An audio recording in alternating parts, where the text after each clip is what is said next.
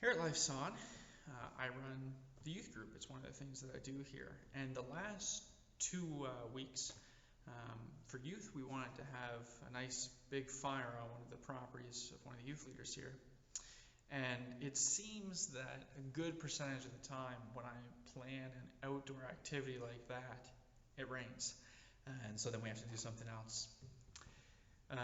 This coming week, I was supposed to have a district meeting with a bunch of young pastors, and we were all going to gather together. But then COVID, right? And so now that's on Zoom, and we're kind of exhausted with Zoom, but you got to do what you got to do. And that's how it goes.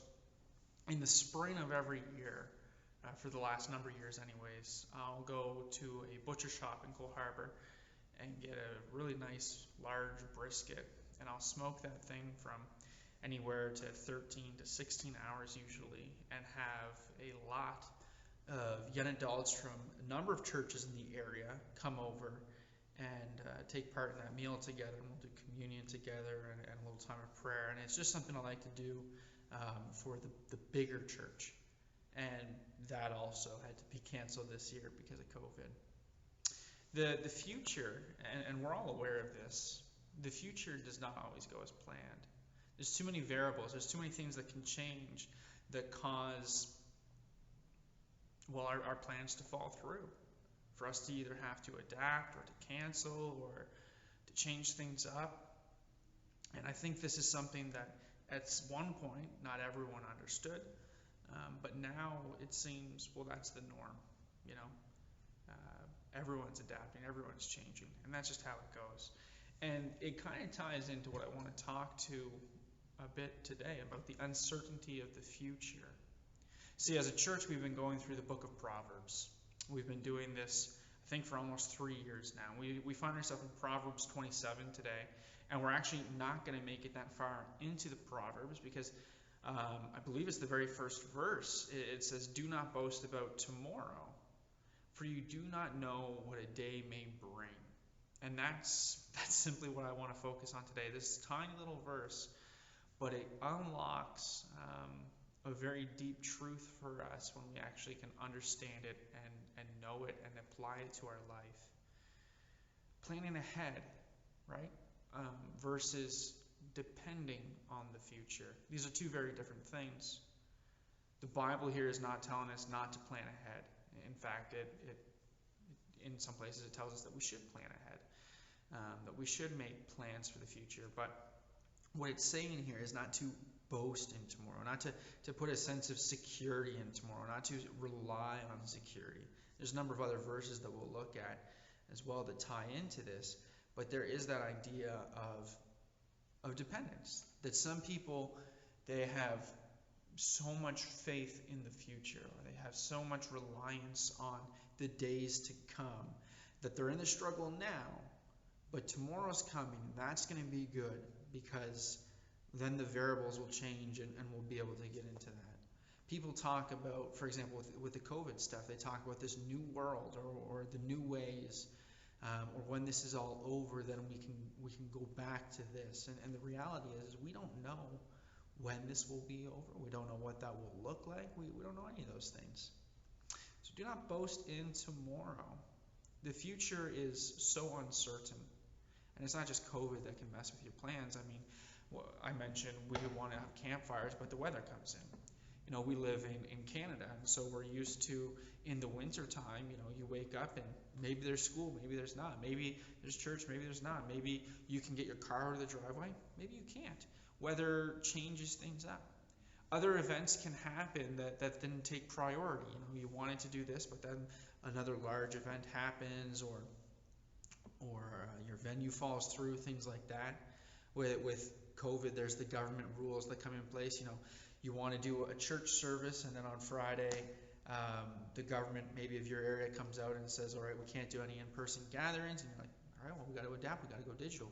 Plans change, future changes. Or cultural shifts, right? What once was okay to do might not be okay to do now. And so as culture changes, how we react to that changes, or our plans can change. And then obviously, you know, just generic circumstances. Maybe you were going to go on a nice vacation and then your car breaks down and you got to use some money towards that, or someone gets sick, or um, your house floods, or something, right? There's so many things that can happen. And then there's your health. Your health can change plans. You might feel healthy one day and then have a big problem the next. You might have something pop up, or an injury take place, or a bug going around that you pick up. And these are all things, and there's a lot more, but they can come into your life and disturb your plans. They can mess up your plans, cause you to have to change things up. In James chapter 4, verses 13 to 15, it says, "Come now, you who say, today or tomorrow we will go into such and such a town and spend a year there and trade and make a profit. Yet you do not know what tomorrow will bring. What is your life?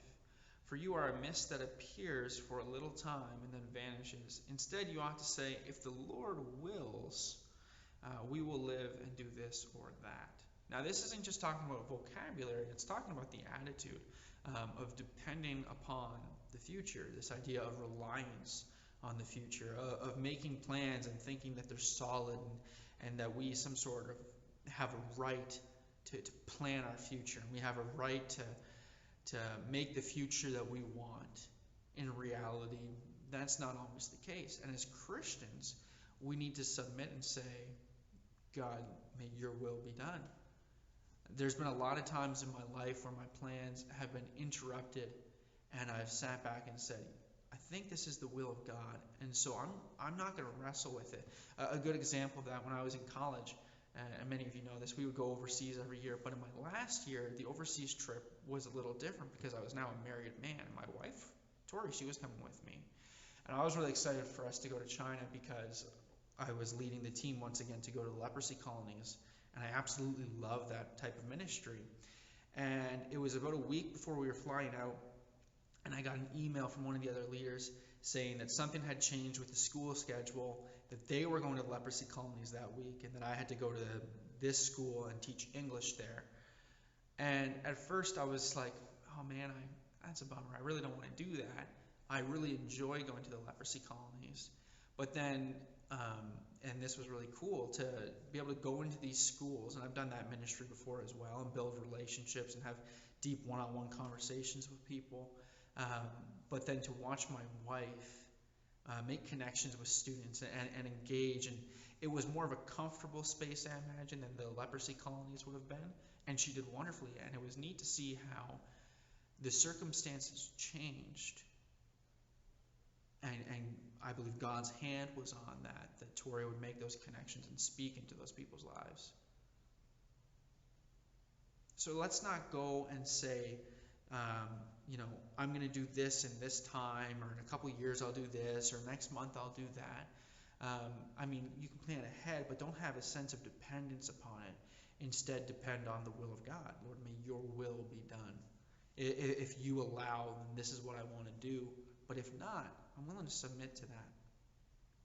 In Luke 12, Jesus has another story. He tells this little parable about a rich man who has a bunch of stuff, right? He's got stuff on stuff on stuff, and he's laying in bed, and he's thinking, what am I going to do with all my stuff? I'm running out of space. He says, I know what I'll do.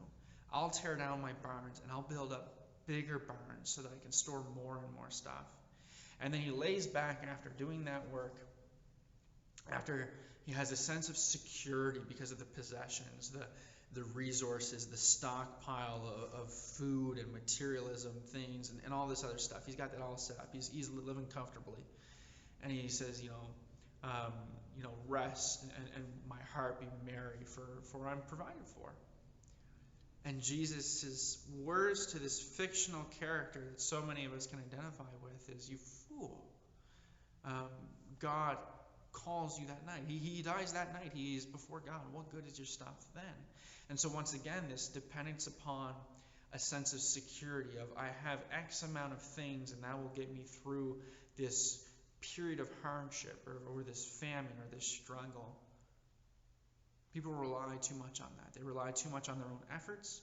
They rely too much on the future and what outcomes they think will come of it. And they rely too much on a gathering of material possessions that they think This will get me through it. This will help me. This will make it possible. And then in the section we look there, James, he says, your life is like a mist, like a vapor. It comes and then it's gone.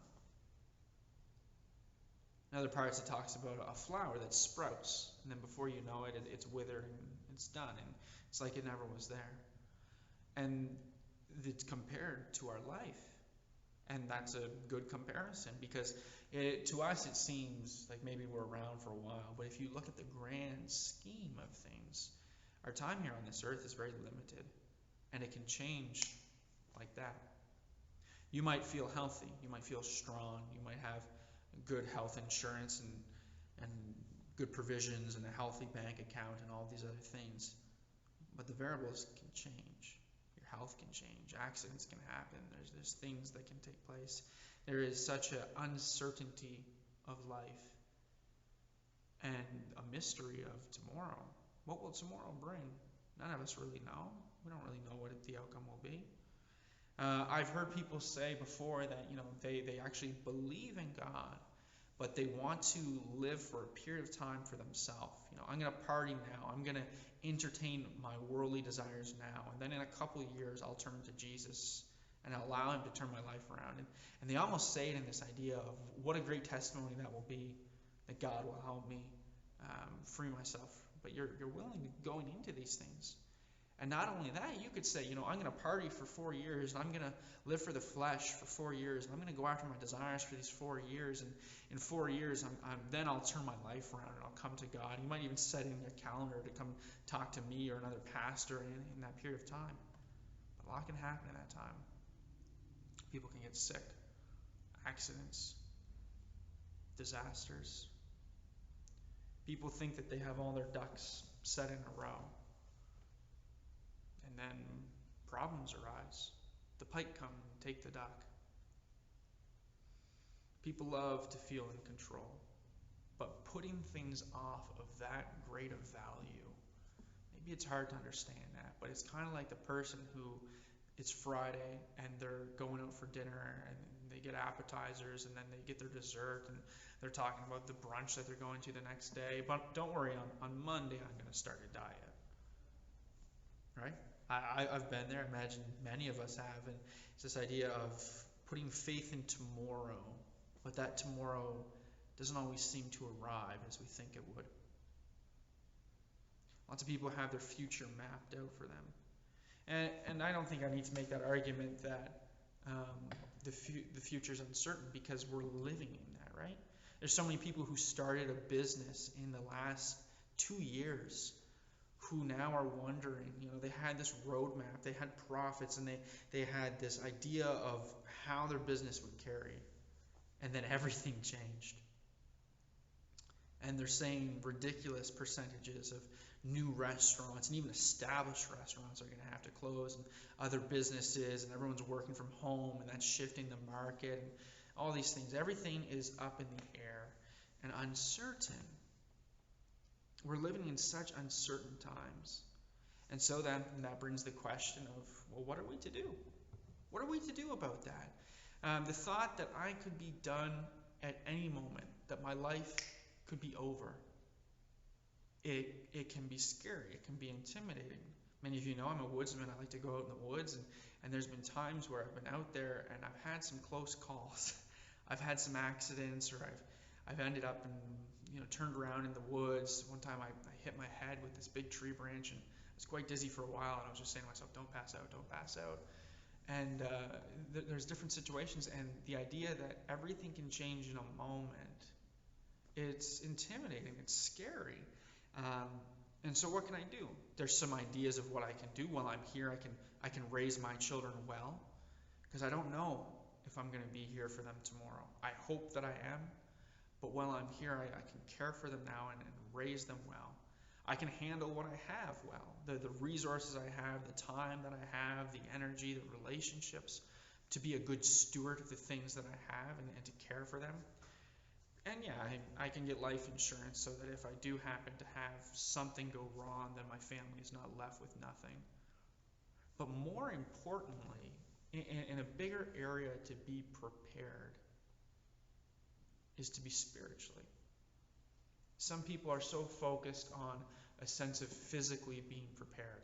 They have stockpiles of canned goods, and they have freezers full of their meat, and they have a bug out bag that if everything goes south, they can grab that bag and take off to the woods, and somehow they'll manage to survive in their minds. But I'd say much more importantly than that, much more important than having life insurance or being physically fit or taking care of your wealth and stuff, is to be spiritually prepared, to be right before God, because that's truly what is important.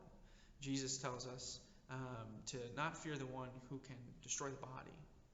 Now, that would be other people, that would be natural disasters, that would be sickness, that would be an array of things that could affect the body. Do not be afraid of the one who can destroy the body, but rather fear the one who can destroy the body and then the soul. And there's this idea of the effect of how we stand before God is greater than every other relationship or connection or dependence that we have. So be prepared spiritually.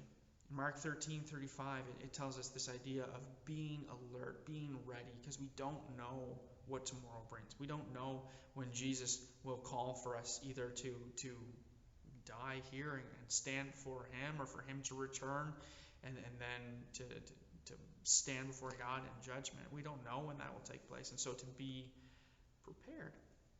Now, there's things you can do to make it feel like it's more secure. You can take care of your health. You can change your diet. You can exercise. You can get that insurance. You can build stronger walls and have those stockpiles of things, and those will give you a sense of security. But the reality is that there's so much uncertainty that's really all the control we can have. And in honesty, it's not that much control. We don't know what tomorrow will bring. So I would say this, in the area of spirituality, don't put that off. Don't let it be one of those things that, well, I'm going to do what I want to do now. And then in X amount of time, then I'll get right with God, and I'll prepare my soul, and I'll look after that. It's like we're making a to-do list of our passions and our desires, and then at the bottom we're like, and after I fulfilled all of these things, then I'll investigate God, and I'll make myself right with him. It's a dangerous game. It's a gamble. It's not right. It's also dishonoring towards God. Don't put it off. Don't put your security in tomorrow. Don't put your faith in tomorrow, but rather put your faith in God, in his grace and his mercy and his justice and his forgiveness. Put your faith in him, that I can stand with God. I don't know what tomorrow will bring. And personally, in my own life, I don't know what tomorrow will bring. I don't know what the outcome of my life will be, or how long I'll have on this earth. But what I do know is that God is faithful, he's just, and he's merciful and gracious, and I can stand with him. And then regardless of all the uncertainty of everything else, if I'm rooted with Christ, then I'm on a firm foundation. But after all this, there's the question of, with the future being so uncertain, with chaos seeming like it's everywhere around us, how is the Christian to respond? How are we to respond when all of our plans fail? When a new bug shows up and it seems that now our health is at risk, when your investments drop, when it seems like there's chaos all around us, uncertainty, how is the Christian to respond? The answer doesn't seem logical to the world at times, but the reality is the answer is with hope, joy, and with a passionate expectation of what is to come. Do not boast about anything, but if you are going to boast about something, boast in the Lord. Boast in what he has done, what he is doing, and what he is going to bring about. The future is uncertain, absolutely. Yet one thing is definite. One thing is certain, and that is God and his relationship and in his call to us and his plan for the future. He has made a way. He knows the outcome. He's intertwined with time, but he's also outside of it, looking down. He knows the outcome of what is to come. We have hope in our future because God is with us. He's freed us. He's redeemed us. He's preparing a place and a way for us that we might live in peace with him. The future is dark and uncertain, absolutely. But I don't have my eyes on the future. I have my eyes past that onto what I would call the eternal perspective, on the horizon of heaven, on the coming again of Christ, on his justice and his peace and mercy, the eternal horizon. Now you might think, Chris, that's obviously in the future. Yeah, it's in the future, but it's not tied to the future, if that makes sense in a way. It will take place in the future, but it's not the time that it's in that I'm dependent upon or I'm trusting in. It's the one who's bringing it about. Perhaps you're one of those people who think you're the exception from the norm. You'll hear things like, 80% of the people who climb this mountain die. I don't know. It's a ridiculous thing to say, but let's go with that option. And there's some people in the world who will look at that and they'll say, well, I must be in the 20%. I'm an exception to the rule. I'm able to surpass that. Okay, maybe you are an expertise mountain climber, and you're healthy and you're well trained and you have the right gear, and in that situation, sure, maybe you fit into the 20%. But in the spiritual, no, you are either in Christ or you're out of Christ. It's him who gives us hope, and we need to know that. Your tomorrow might seem more secure than others. Maybe you've worked harder. You've built up a bigger bank account. You've built up a bigger storehouse. Just like the guy in Jesus' story. You look at all that you have and you sit back and say, rest and be joyful. I have much laid up goods. I have much goods laid up that all will be well. And once again, Jesus looks down. He says, you fool. Because I call on you tonight. You'll stand before God. Are you prepared for that? Are you ready for that? And also there's the idea of our preparedness versus God's preparedness. Our idea of the outcomes versus what God knows to be the outcomes. In 1 Corinthians 1:25, it says, the foolishness of God is wiser than men. The weakness of God is stronger than men. His ways are so different than ours. He's so far beyond what we are that when we think we have everything sorted out, it just seems like silliness to him. And if we could even understand the foolishness of God, if that was a thing, then we would be past every human in our wisdom. It's a truth that this world does not want to hear, but the reality is, without Christ, you have no hope. You see, if you find yourself in a house flood, there's a number of options. Maybe a chopper's coming for you. Maybe you have a boat or a life jacket. Maybe you're a really good swimmer. There's a bunch of different ways to get out of that situation and find safety. But in the sense of spirituality, there is only one. It's Christ. It's Christ alone. This idea that there's many paths, there's many roads. Jesus said that no one comes to the Father except through him.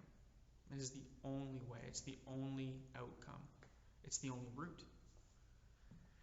And so if you're going to be healthy spiritually, if you're going to be prepared spiritually for what the uncertainty of tomorrow might bring, it's that you would know Christ.